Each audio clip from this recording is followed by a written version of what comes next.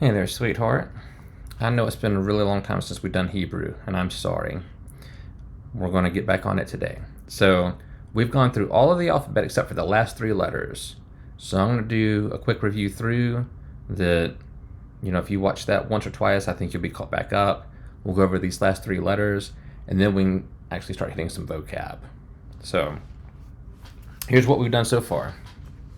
So, you got Aleph, which is a silent letter. That is not an A, that's a silent letter. I was making an example, that's that line underneath, that's a vowel marker, that's where they go. So this bait without the dogish is a V, with the dogish is a B. So the dogish makes it a harder sound. And I was doing the example, if you recall, if you put these letters together, Aleph and bait, with that A vowel marker, that's Av, which is father. But anyway, just doing the letters, Aleph, silent, bait, V or B, and then we have Gimel. And with or without the dogish, that is a G.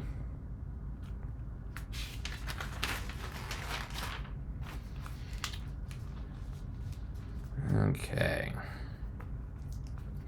This is Dalet. With or without the dogish, it's a D. That used to sound different without the dogish, but over time that sound was dropped, so it's just a D. Dalet. Here we have Hey. That's just regular H sound. Hey. And this is Vav. That's a V.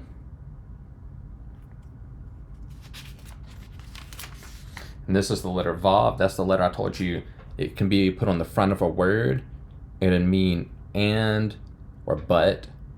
So if you were listing things, eggs and milk, it'd be eggs, the milk. All right. Here, this one is Zion, which is just a Z. No special rules. Now I gotta see if I can get my throat ready. We're getting into gutturals. So this is chet. So that makes a ch sound. So it's, before we saw hey, which had a gap here.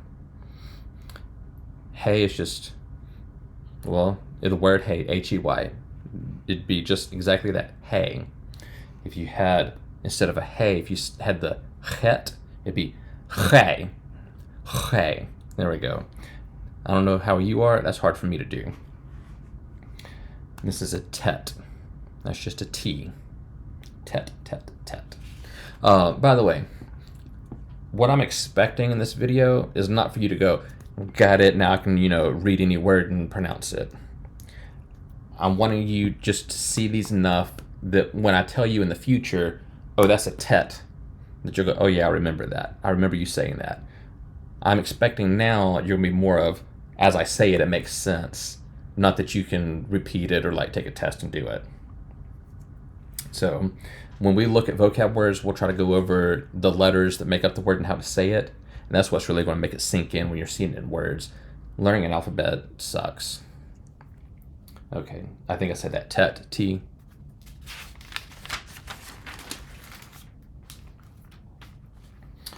All right, now this one is a yod.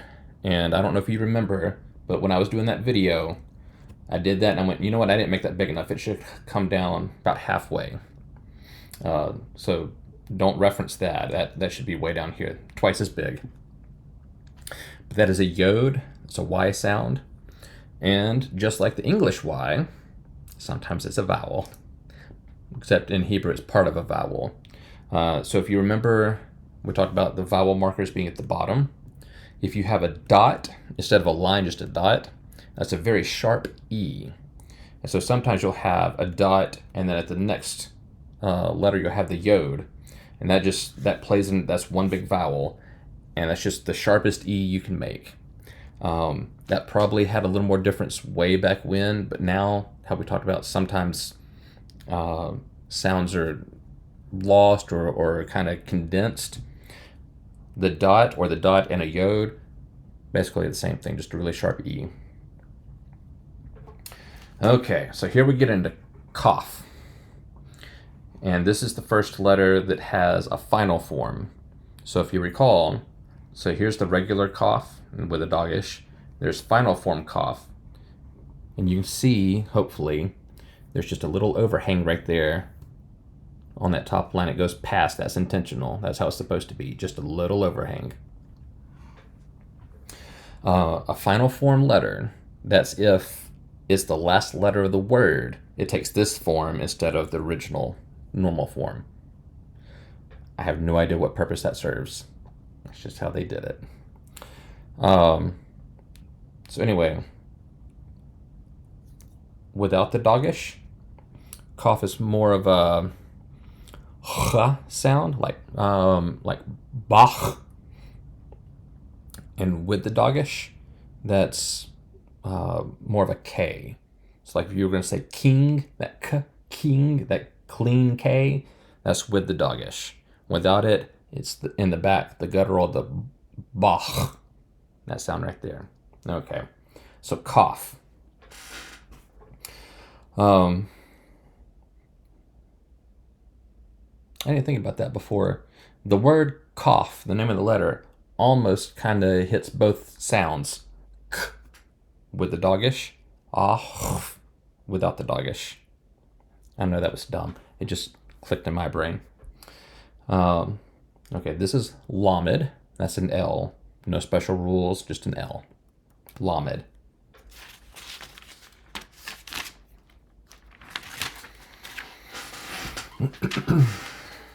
Okay, this is MAME. So that's regular MAME, and that's final form MAME. So if it's the last letter of a word, that's MAME. And you can see it's got, yeah, you can see that the little overhang there. All right.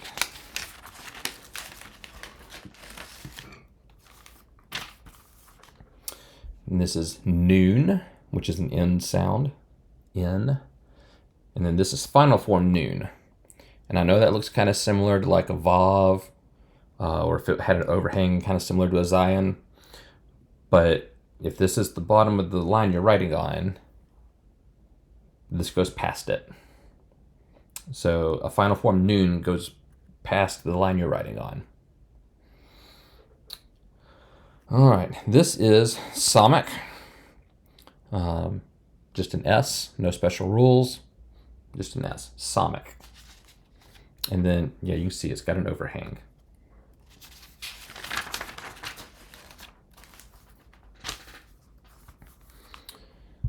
All right. This is Ayin, and that is also a silent letter. We only have 2 silent letters. This is the second one. The first one was the first letter of the alphabet, Aleph. Here, Ayin is also a silent letter. But remember, they're still consonants. They just don't make a sound. All right, here's Pei. Pei has a final form. I don't know if, yeah, you can see there's a little right there at the bottom. It doesn't just comes down and in. There's a little sideways at the bottom. Okay, without the doggish, that's more of like a PH sound, F. I say PH. I guess if you're saying sounds, it'd be F. But I always think of it, since it's Pei, with the doggish, it's a P sound. So without the doggish, I just think of the softer sound, PH, F. And then, of course, final form Pei is the same way. Pei, Fei. And then, I think this is the last page we've done so far. So I know that probably feels overwhelming that we just hit all those at once. Even though this is supposed to be a review, I've gone so long, it probably feels like new information. So I'm sorry. So this is Sade. That's the TS sound. Let's see, this has example words. What's a good example word? The word, if you're placing a bet, you have bets. So that TS at the end, bets, that's the sound that makes. In English, that's usually like at the end of a word. Sade can be anywhere in a Hebrew word. So you'll learn how to make that ts sound in other words, and it'll get more natural. I know it sounds weird in the beginning. And then final form Sade. This also goes below the writing line. And here we have Kof, which if you remember a couple of pages ago, we had Kof, which looked like the backwards C, and it had the final form. Kof and Kof make the same sound. Kof has the doggish. Kof does not have a doggish. Kof is always a K. It used to have a slightly different sound, and it's kind of, over time, become the same thing as a cough with a doggish, so it's just a K. But, no doggish, no final form, just K. Cough has a doggish with a K. Without the doggish, cough is that H sound. All right. I know that felt rushed, and I'm sorry. Let's get to our last 3 letters. Well, it depends on how you think of it. Technically, it's 4 letters in my mind, but it depends on which book you look at. Some books will condense what I'm going to call the second and third one we're going to look at. Some books would condense those into 1 letter, and it'll make sense when I show you. So we're going to say we got 4 letters left, actually. Okay. This will be one of the easiest letters of the alphabet. That is Resh. That's an R. It looks like a backwards R. No doggish, no rules. It is an R. So the letter that looks like a backwards R is an R. That's one of the easiest letters in the whole alphabet. Okay. So the one that I probably made sound a little scary. Which direction's first, technically, on the left side? Okay, so seen versus sheen. I haven't written this in a long time. Let's see. Yeah, there we go. Now I'll go ahead and do the other one over here.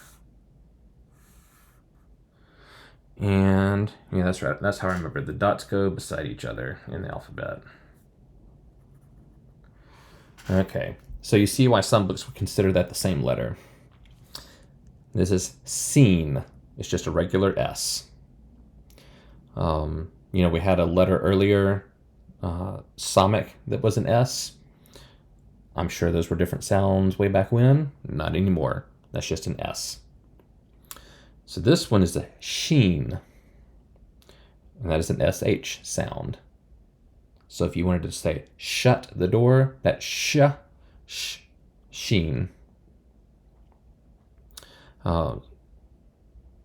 It's not a big deal, but you will get these mixed up.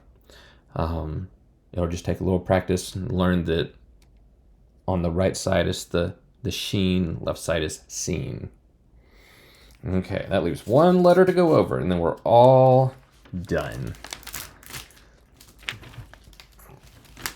Oh, turn, don't tear. There we go. 1 page for 1 letter. Let's see, does this have an overhang? I don't know, sometimes printed font is a little different. Let's see if I remember. I think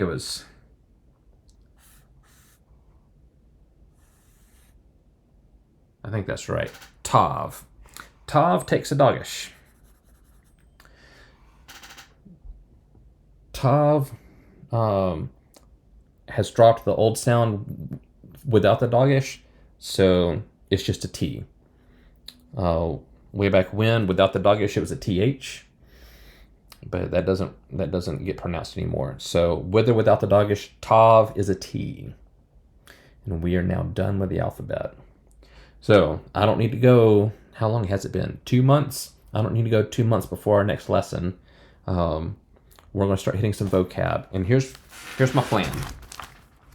Because I am not a Hebrew scholar, and I assume those who are Hebrew scholars have at least some amount of a plan in how they map things out. And if you write your own textbook, I assume you're somewhat of a Hebrew scholar. So this is the book I used in my undergrad Hebrew classes. I think I've mentioned this before. So anyway, this is what I've been referencing when I'm making sure I'm writing it correctly, or if I need help in a word to pronounce, like Bach. Sometimes you can't think of a word that has that letter. So this is nice to have when you're teaching someone or you're trying to learn yourself. So anyway, at the end of each lesson, so that's lesson 2, the page before that's end of lesson 1, you have some exercises, whatever. We're not going to do those because I don't like transliteration, which is going between Hebrew letters and the English equivalent of how you would write it with an English keyboard. I don't intend on us doing any transliteration because I hate it. If you want to learn it, you can borrow my textbook. I don't want to do it. I hated it when I did it the first time. I thought it was stupid. My opinion has not changed. And that was the fall of 2006. So that's a long time I've had the same opinion. Oh, we need to go over vowels. You know what? We're going to cover those as we do vocab words because there's only, I'll show you. So there's 2 for A. It's a line or almost like a little T at the bottom. Those are A's. The E's are just a series of dots. You have 1, 2, or 3. And the fewer dots you have, the sharper the E is. So it's almost like an E. You get up here to 3 dots and it's eh. So E, eh, eh, something like that. This vowel right here, you see these are the U's. I hate this one because it looks like that one.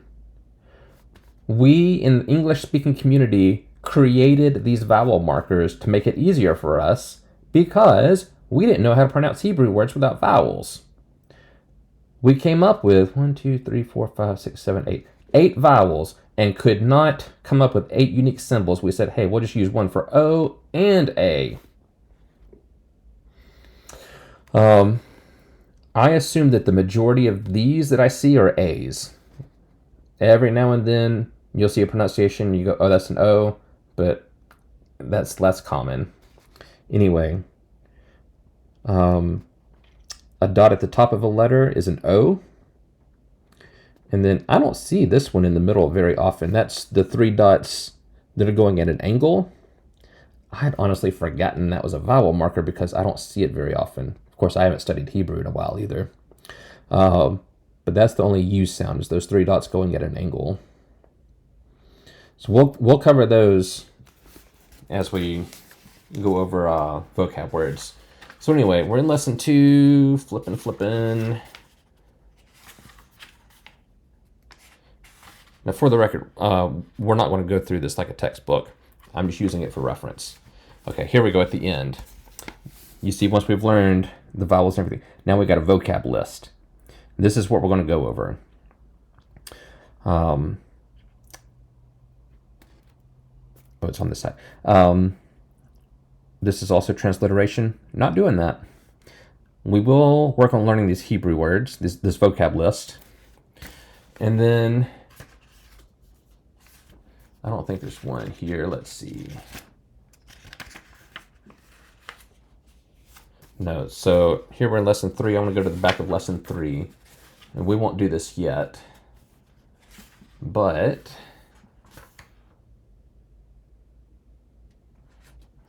okay, so you see there's homework here. You know, that's helpful when you're learning. I don't know how much we're going to do that.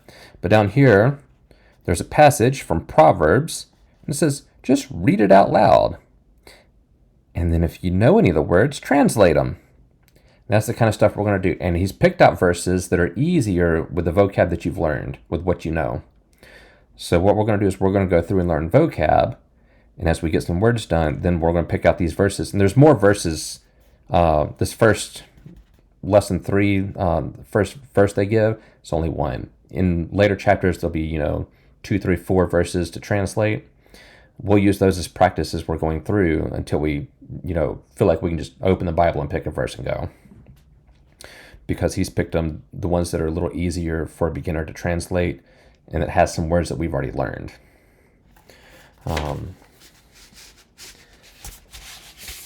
You have a Hebrew Bible.